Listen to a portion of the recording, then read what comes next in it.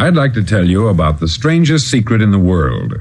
Not long ago, Albert Schweitzer, the great doctor and Nobel Prize winner, was being interviewed in London, and a reporter asked him, "Doctor, what's wrong with men today?" The great doctor was silent a moment, and then he said, "Men simply don't think." And it's about this that I want to talk with you. We live today in a golden age. This is an era that man has looked forward, dreamed of, and worked toward for thousands of years. But since it's here, we pretty well take it for granted. We in America are particularly fortunate to live in the richest land that ever existed on the face of the earth, a land of abundant opportunity for everyone. But do you know what happens? Let's take 100 men who start even at the age of 25. Do you have any idea what will happen to those men by the time they're 65? These 100 men who all start even at the age of 25 believe they're going to be successful. If you asked any one of these men if he wanted to be a success, he'd tell you that he did. And you'd notice that he was eager toward life, that there was a certain sparkle to his eye, an erectness to his carriage, and life seemed like a pretty interesting adventure to him. But by the time they're 65, 1 will be rich, 4 will be financially independent, 5 will still be working, 54 will be broke. Now think a moment. Out of the 100, only 5 make the grade. Why do so many fail? What has happened to the sparkle that was there when they were 25? What's become of the dreams, the hopes, the plans? And why is there such a large disparity between what these men intended to do and what they actually accomplished? When we say about 5% achieve success, we have to define success. And here's the definition. Success is the progressive realization of a worthy ideal. If a man is working toward a predetermined goal and knows where he's going, that man is a success. If he's not doing that, he's a failure. Success is the progressive realization of a worthy ideal. Rollo May, the distinguished psychiatrist, wrote a wonderful book called Man's Search for Himself. And in this book he says, the opposite of courage in our society is not cowardice, it is conformity. There you have the trouble today. It's conformity. People acting like everyone else, without knowing why, without knowing where they're going. Now think of it. In America right now, there are over 14 million people 65 years of age and over, and about 13 million of these 14 million are broke. They're dependent on someone else for life's necessities. Now, we learn to read by the time we're 7. We learn to make a living by the time we're 25. Usually, by that time, we're not only making a living, we're supporting a family. And yet, by the time we're 65, we haven't learned how to become financially independent in the richest land that has ever been known. Why? We conform. And the trouble is that we're acting like the wrong percentage group, the 95% who don't succeed. Now, why do these people conform? Well, they don't know, really. These people believe that their lives are shaped by circumstances, by things that happen to them, by exterior forces. They're outer-directed people. A survey was made one time that covered a lot of men, working men, and these men were asked this question. Why do you work? Why do you get up in the morning? 19 out of 20 had no idea. If you ask them, they'll say, everyone goes to work in the morning. And that's the reason they do it, because everyone else is doing it. Now let's get back to our definition of success. Who succeeds? The only man who succeeds is the man who is progressively realizing a worthy ideal. He's the man who says, I'm going to become this, and then begins to work toward that goal. I'll tell you who the successful people are. A success is the school teacher who's teaching school because that's what she wanted to do. The success is the woman who's a wife and mother because she wanted to become a wife and mother and is doing a good job of it. The success is the man who runs the corner gas station because that's what he wanted to do. The success is the successful salesman who wants to become a top-notch salesman and grow and build with his organization. A success is anyone who is doing deliberately a predetermined job because that's what he decided to do deliberately. But only 1 out of 20 does that. That's why today there isn't really any competition, unless we make it for ourselves. Instead of competing, all we have to do is create. Now, for 20 years, I looked for the key which would determine what would happen to a human being. Was there a key I wanted to know which would make the future a promise that we could foretell to a large extent? Was there a key that would guarantee a person's becoming successful if he only knew about it and knew how to use it? Well, there is such a key, and I've found it. Have you ever wondered why so many men work so hard and honestly without ever achieving anything in particular, and others don't seem to work hard and yet seem to get everything? They have the magic touch. You've heard them say that about someone. Everything he touches turns to gold. And have you ever noticed that a man who becomes successful tends to continue to become successful? And on the other hand, have you noticed how a man who is a failure tends to continue to fail? It's because of goals. Some of us have them, some don't. People with goals succeed because they know where they're going. Now think of a ship leaving a harbor, and think of it with the complete voyage mapped out and planned. The captain and crew know exactly where it's going and how long it will take. It has a definite goal. 9,999 times out of 10,000, it will get to where it started out to get. Now let's take another ship, just like the first, only let's not put a crew on it, or a captain at the helm. Let's give it no aiming point, no goal, no destination. We just start the engines and let it go. I think you'll agree with me that if it gets out of the harbor at all, it will either sink or wind up on some deserted beach a derelict. It can't go any place because it has no destination and no guidance. It's the same with a human being. Take the salesman, for example. There is no other person in the world today with the future of a good salesman. Selling is the world's highest paid profession, if we're good at it and if we know where we're going. Every company needs top-notch salesmen, and they reward those men. The sky is the limit for them, but how many can you find? Someone once said, the human race is fixed, not to prevent the strong from winning, but to prevent the weak from losing. The American economy today can be likened to a convoy in time of war. The entire economy is slowed down to protect its weakest link, just as the convoy had to go at the speed that would permit its slowest vessel to remain in formation. That's why it's so easy to make a living today. It takes no particular brains or talent to make a living and support a family today. So we have a plateau of so-called security, if that's what a person's looking for, but we do have to decide how high above this plateau we want to aim for. Now let's get back to the strangest secret in the world, the story that I wanted to tell you today. Why do men with goals succeed in life and men without them fail? Let me tell you something which, if you really understand it, will alter your life immediately. If you understand completely what I'm going to tell you from this moment on, your life will never be the same again. You'll suddenly find that good luck just seems to be attracted to you. The things you want just seem to fall in line. And from now on, you won't have the problems, the worries, the gnawing lump of anxiety that perhaps you've experienced before. Doubt, fear, well, they'll be things of the past. Here's the key to success and the key to failure. We become what we think about. Now let me say that again. We become what we think about. Throughout all history, the great wise men and teachers, philosophers and prophets have disagreed with one another on many different things. It is only on this one point that they are in complete and unanimous agreement. Listen to what Marcus Aurelius, the great Roman emperor, said. He said, "A man's life is what his thoughts make of it." Disraeli said this, "Everything comes if a man will only wait. I have brought myself by long meditation to the conviction that a human being with a settled purpose must accomplish it, and that nothing can resist a will that will stake even existence for its fulfillment." Ralph Waldo Emerson said this, "A man is what he thinks about all day long." William James said, "The greatest discovery of my generation is that human beings can alter their lives by altering their attitudes of mind." And he also said, "We need only in cold blood act as if the thing in question were real, and it will become infallibly real by growing into such a connection with our life that it will become real. It will become so knit with habit and emotion that our interest in it will be those which characterize belief." He also said this, "If you only care enough for a result, you will almost certainly attain it. If you wish to be rich, you will be rich. If you wish to be learned, you will be learned. If you wish to be good, you will be good. Only you must then really wish these things, and wish them exclusively, and not wish at the same time 100 other incompatible things just as strongly." In the Bible you read, in Mark 9:23, "If thou canst believe, all things are possible to him that believeth." Dr. Norman Vincent Peale said this, "This is one of the greatest laws in the universe. Fervently do I wish I had discovered it as a very young man. It dawned upon me much later in life, and I've found it to be one of the greatest, if not my greatest discovery outside of my relationship to God. And the great law, briefly and simply stated, is that if you think in negative terms, you'll get negative results. If you think in positive terms, you will achieve positive results. That is the simple fact, which is at the basis of an astonishing law of prosperity and success. In 3 words, believe and succeed." William Shakespeare put it this way, "Our doubts are traitors, and make us lose the good we oft might win by fearing to attempt." George Bernard Shaw said, "People are always blaming their circumstances for what they are. I don't believe in circumstances. The people who get on in this world are the people who get up and look for the circumstances they want, and if they can't find them, make them." Well, it's pretty apparent, isn't it? And every person who discovered this for a while believed that he was the first one to work it out.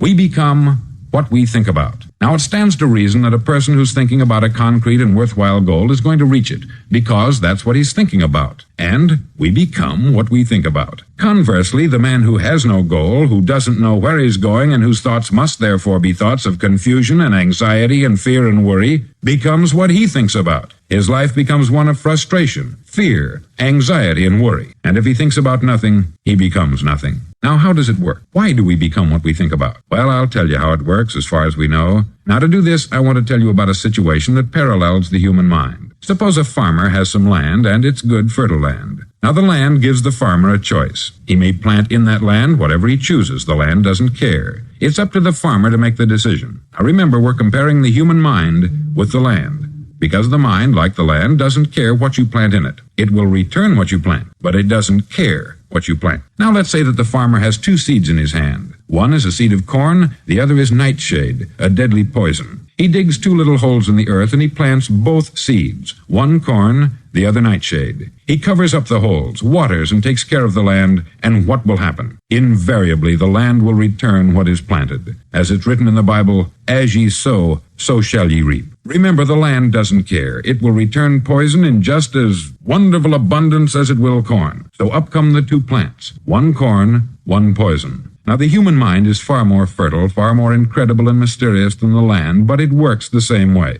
It doesn't care what we plant. Success, failure. A concrete worthwhile goal, or confusion, misunderstanding, fear, anxiety, and so on.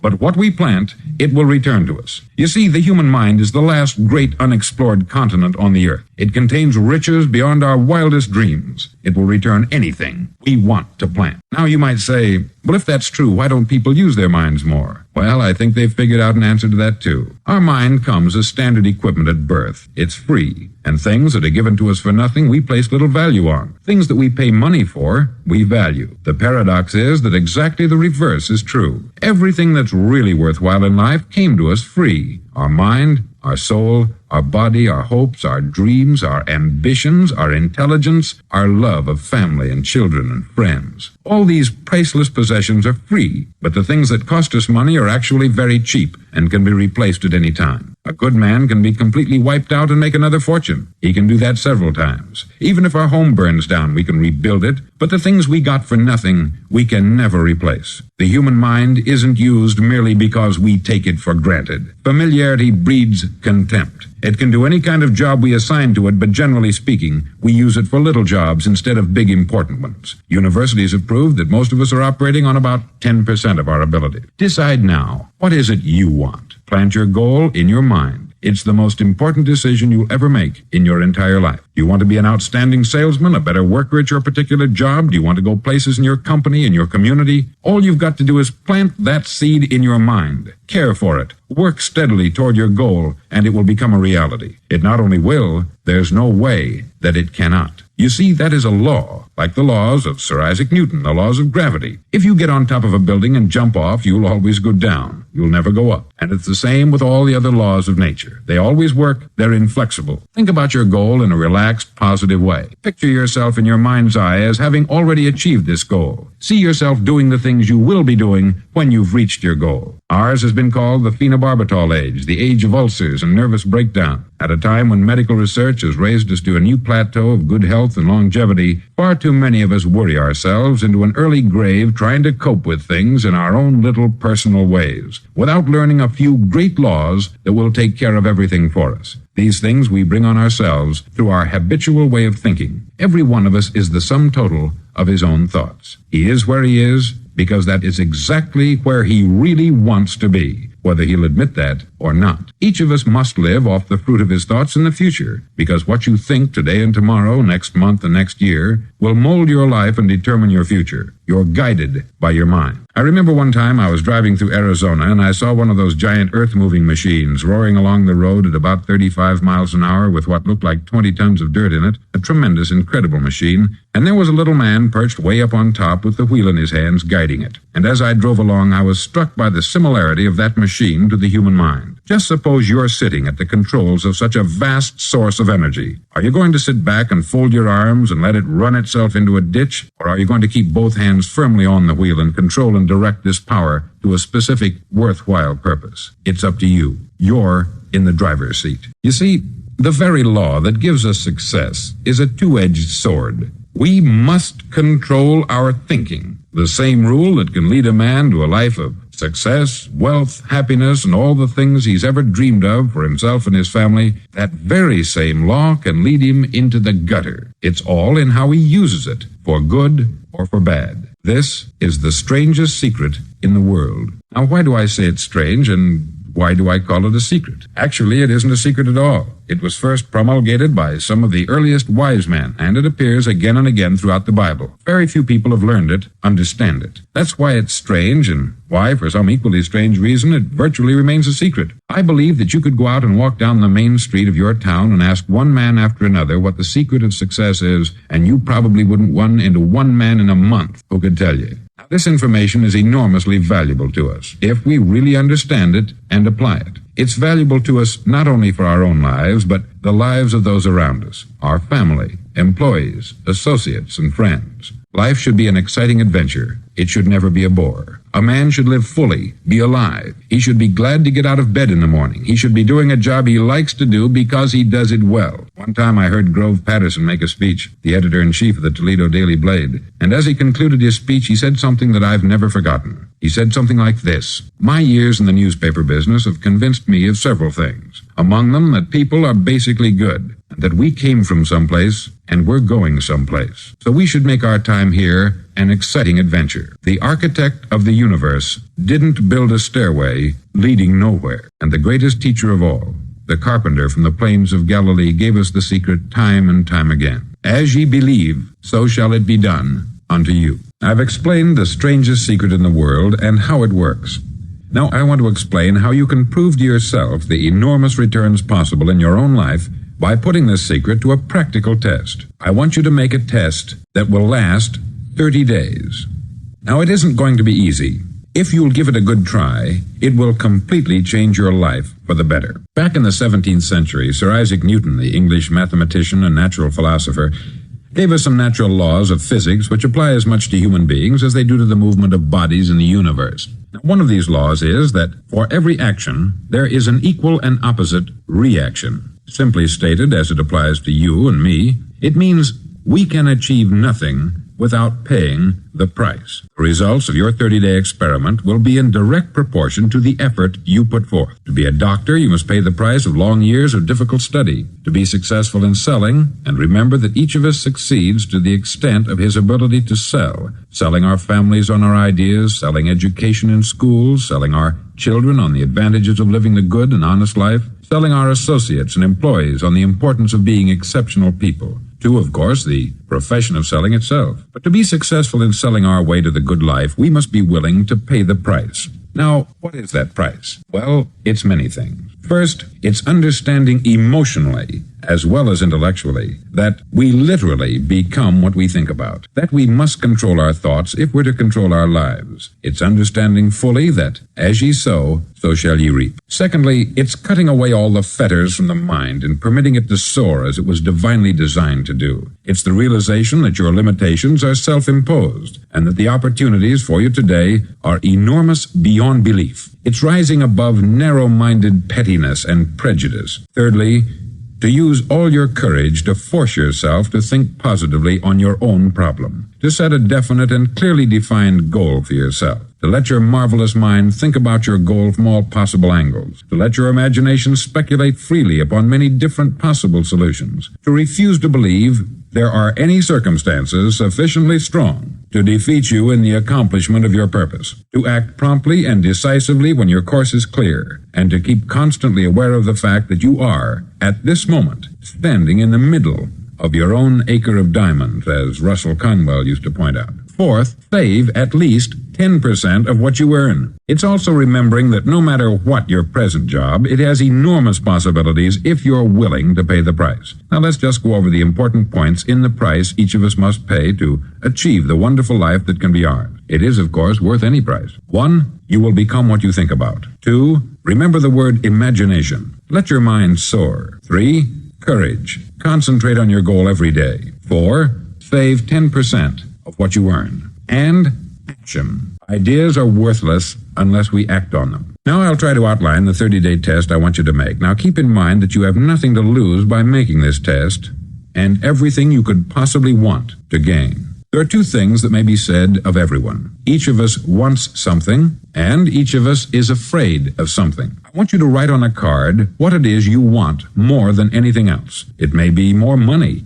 Perhaps you'd like to double your income or make a specific amount of money. It may be a beautiful home. It may be success at your job. It may be a particular position in life. It could be a more harmonious family. Each of us wants something. Write down on your card specifically what it is that you want. Make sure it's a single goal and clearly defined. You needn't show it to anyone, but carry it with you so that you can look at it several times a day. Think about it in a cheerful, relaxed, positive way each morning when you get up, and immediately you have something to work for, something to get out of bed for, something to live for. Look at it every chance you get during the day and just before going to bed at night. As you look at it, remember that you must become what you think about. And since you're thinking about your goal, you realize that soon it will be yours. In fact, it's yours really the moment you write it down and begin to think about it. Look at the abundance all around you as you go about your daily business. You have as much right to this abundance as any other living creature. It's yours for the asking. Now we come to the difficult part. Difficult because it means the formation of what is probably a brand new habit. And new habits are not easily formed. Once formed, however, it'll follow you for the rest of your life. Stop thinking about what it is you fear.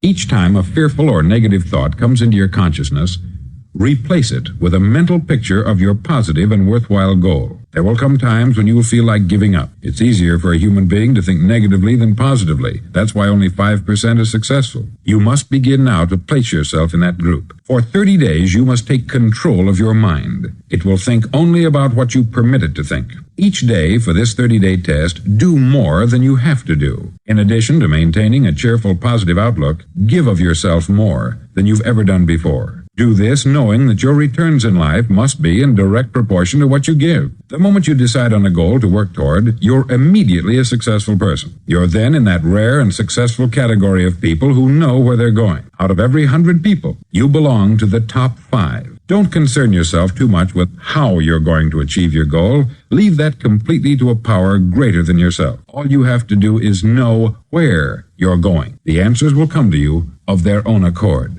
Remember these words from the Sermon on the Mount, and remember them well. Keep them constantly before you this month of your test. Ask, and it shall be given you. Seek, and ye shall find. Knock, and it shall be opened unto you. For every one that asketh receiveth, and he that seeketh findeth, and to him that knocketh it shall be opened. It's as marvelous and as simple as that. In fact, it's so simple that in our seemingly complicated world, it's difficult for an adult to understand that all he needs is a purpose and faith. For 30 days, do your best. If you're a salesman, go at it as you've never done before, not in hectic fashion, but with the calm, cheerful assurance that time well spent will give you the abundance in return you deserve and want. No matter what your job, do it as you've never done it before for 30 days. And if you've kept your goal before you every day, you'll wonder and marvel at this new life you've found. Dorothea Brand, outstanding editor and writer, discovered it for herself and tells about it in her fine book, Wake Up and Live. Her entire philosophy is reduced to the words, act as though it were impossible to fail. She made her own test with sincerity and faith, and her entire life was changed to one of overwhelming success. Now you make your test for 30 full days. Don't start your test until you've made up your mind to stick with it. You see, by being persistent, you're demonstrating faith. Persistence is simply another word for faith. If you didn't have faith, you would never persist. If you should fail during your first 30 days, by that I mean suddenly find yourself overwhelmed by negative thoughts, you've got to start over again from that point and go 30 more days. Gradually, your new habit will form until you find yourself one of that wonderful minority to whom virtually nothing is impossible. Don't forget the card. It's vitally important as you begin this new way of living. On one side of the card, write your goal, whatever it may be. On the other side, write the words we've quoted from the Sermon on the Mount. Ask, and it shall be given you. Seek, and ye shall find. Knock, and it shall be opened unto you. Nothing great was ever accomplished without inspiration. See that during these crucial first 30 days, your own inspiration is kept at a peak. Above all, don't worry. Worry brings fear, and fear is crippling. The only thing that can cause you to worry during your test is trying to do it all yourself. Know that all you have to do is hold your goal before you. Everything else will take care of itself. Remember also to keep calm and cheerful. Don't let petty things annoy you and get you off course. Now, since making this test is difficult, some may say, well, why should I bother? Well, look at the alternative. No one wants to be a failure. No one really wants to be a mediocre individual. No one wants a life constantly filled with worry, fear, and frustration. Therefore, remember that you must reap that which you sow. If you sow negative thoughts, your life will be filled with negative things. If you sow positive thoughts, your life will be cheerful, successful, and positive. Now, gradually, you will have a tendency to forget what you've heard on this record. Play it often. Keep reminding yourself of what you must do to form this new habit. Gather your whole family about and listen to what's been said here at regular intervals. You know, most men will tell you that they want to make money without understanding the law. The only people who make money work in the mint.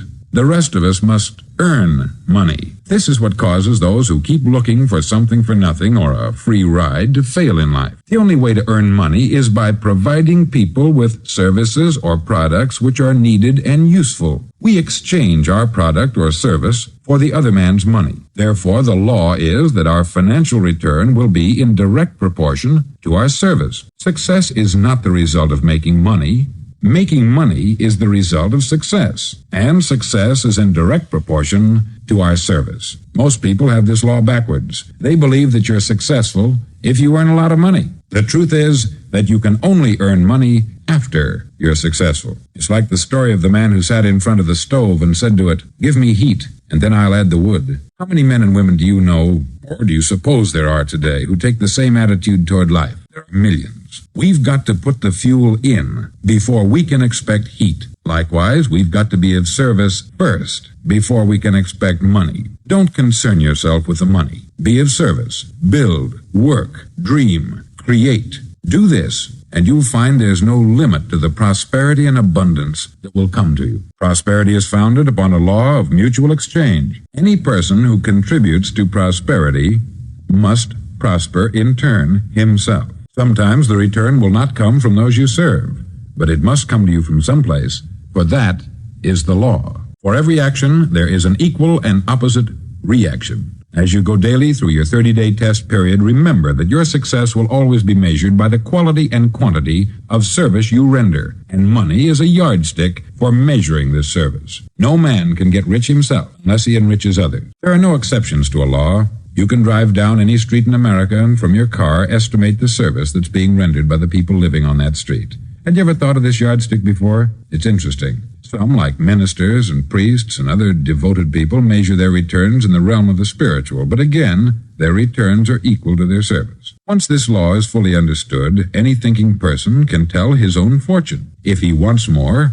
he must be of more service to those from whom he receives his return. If he wants less, he has only to reduce this service. This is the price you must pay for what you want. If you believe you can enrich yourself by deluding others, you can only end by deluding yourself.